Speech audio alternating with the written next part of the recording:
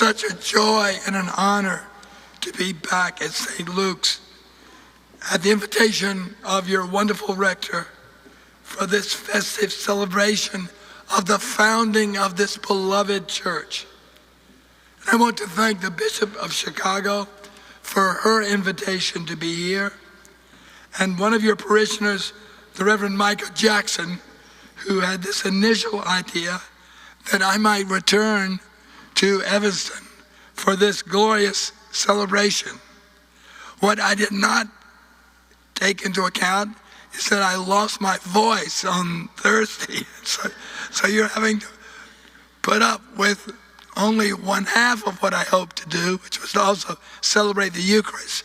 But I thought it was more important to say something to you about what St. Luke's has meant in my life and your lives as we celebrate this 140th anniversary together.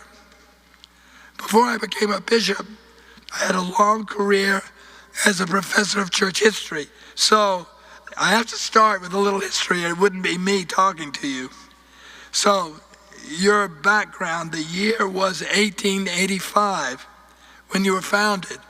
Grover Cleveland was the president. And that year, Mark Twain published The Adventures of Huckleberry Finn. The Statue of Liberty arrived in New York Harbor from France.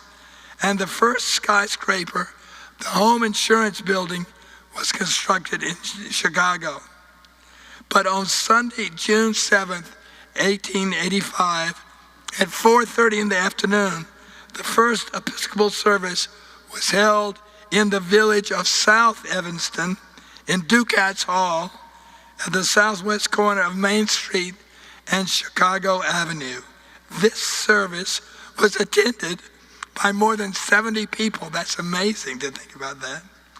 And this service was the start of this church that we celebrate today, a mission named St. Luke's Episcopal Church of South Evanston. Ground was broken in 1886 for a church at Main Street in Sheridan, and in 1891, the mission became a parish of the Diocese of Chicago. And believe it or not, by 1904, this parish had grown to more than 3,000 members of the congregation, making it the largest parish in the Diocese of Chicago. Its greatest rector of the 20th century, George Craig Stewart, later the Bishop of Chicago, dreamed of building a cathedral-like building. And here it is. Here's the cathedral-like building, what he wanted to do. But it was the largest building of the Episcopal Diocese of Chicago.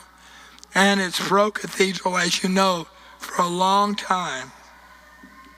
But what I want to do is weave three themes into this anniversary sermon. Celebrate the founding, and celebrate to you what St. Luke's has meant in my own life as you think about what this church has meant in your lives.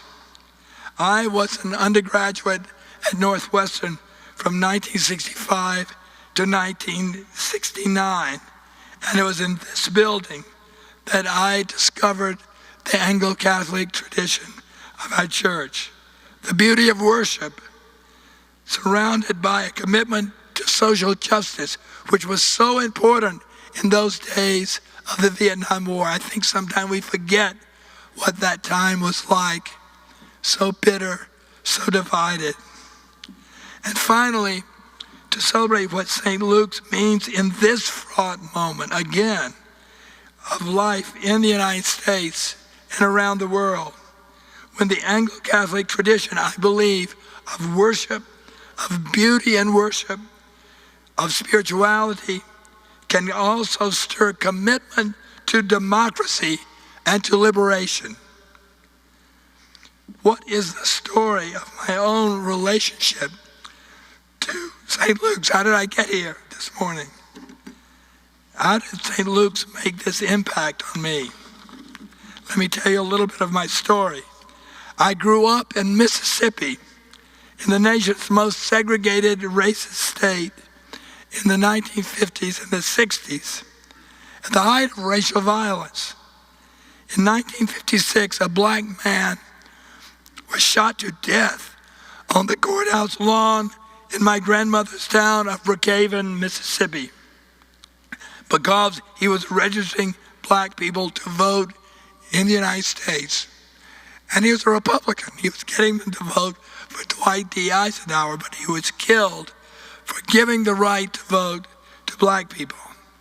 My grandmother was a woman of deep faith, and she said, I've got to do something about this.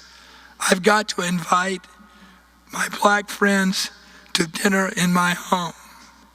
In those days in Mississippi, it was illegal for black people and white people to share a meal in public.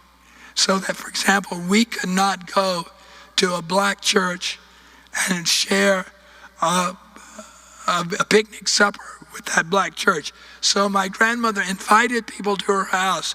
One day the Ku Klux Klan came to her door and said, Miss Eddie, if you don't stop inviting these black people into your house, we're going to hurt you. And she said, I will never stop this.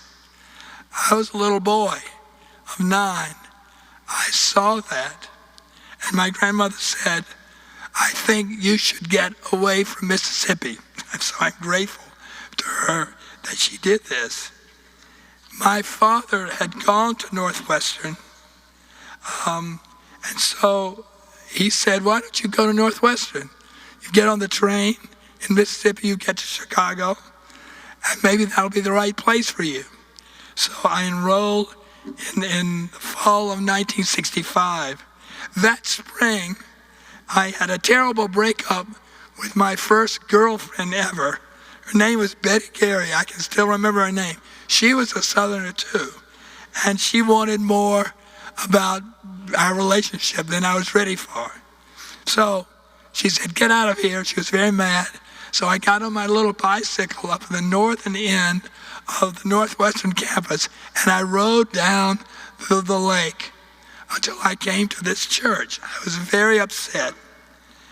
I'd never seen St. Luke's. I'd never been into St. Luke's. And I walked into the door of the chapel. And at that moment, I was overcome by the beauty of this church. I served as the organist of the Episcopal church in my town in Mississippi, but I'd never seen a church like this. I never had anything to do with the Anglo-Catholic movement. And that one moment completely changed my life. You hear about people being converted, all sorts of stories, Paul being converted, etc. But I was a conversion experience for me, which changed my life and put me on the pathway of what my whole ministry in the church has been, in my work as an academic as well as a bishop.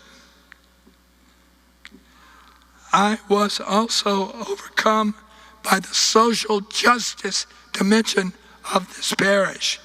In these days, maybe you've forgotten this, but in these days of the Vietnam War, the rector of those days, who was a conservative, invited me to be an acolyte, and often after I would serve in the chapel at the Eucharist, he would put me and my bike, that same bike, into the car and take me off to a demonstration against the war in Vietnam. Even though I was an undergraduate, I was embraced by this congregation.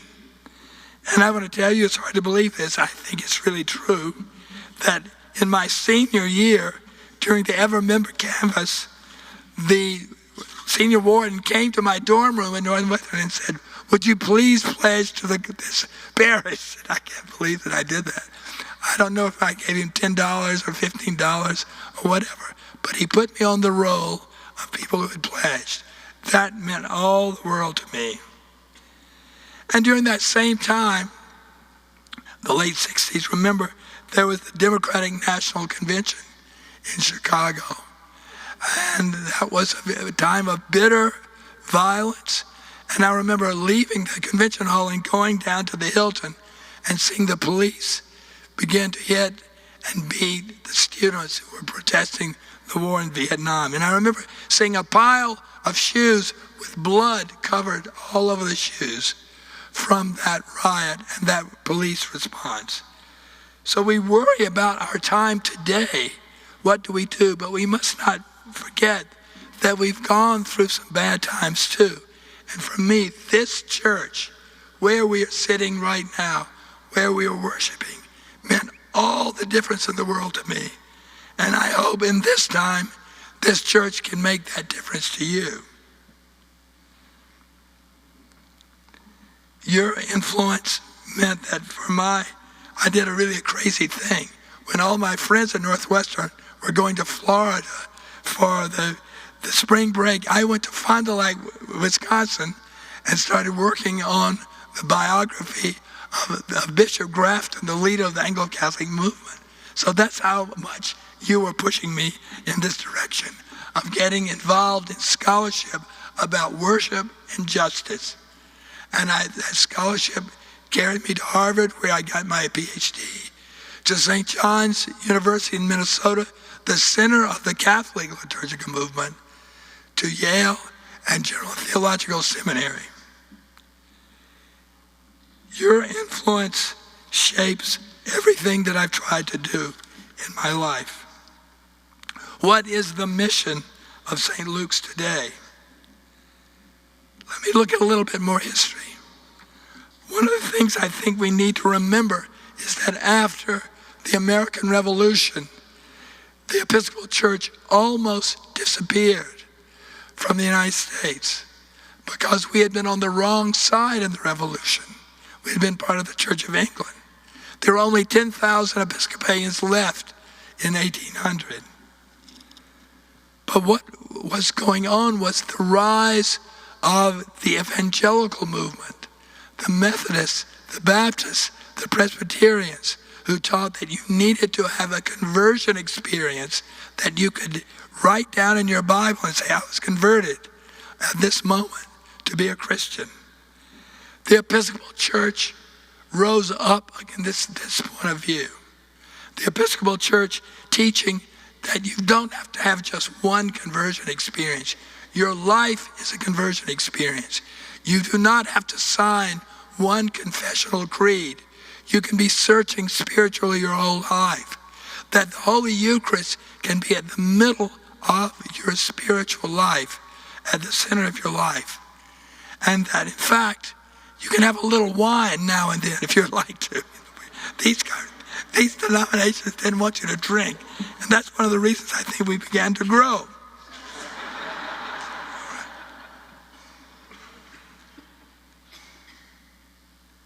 A church where all are welcomed. A church where the historic faith is based upon the apostolic succession. A church which acknowledges the centrality of that Eucharist and the fact that we meet Jesus Christ at that altar Sunday after Sunday. This is a liberating movement. I want everybody to hear it. We are not a conservative movement. We are a liberating movement. We are a movement which is teaching people how to experience the freedom that comes from Jesus Christ. And along the way, our movement, our Anglo-Catholic movement, has always been in favor of democracy as a part of what Christian life can be. This place, St. Luke's, is where I found liberation from what my life had been in Mississippi. And I believe in these days when Chicago is challenged, when this region, our whole country is challenged, we must offer liberation and hope and consolation to all who walk through your doors the way I walked through that door in 1966. May God bless you for what you have done and what you inspire, particularly at this moment when you're so needed in the life of Evanston and Chicago and the United States. Thanks be to God.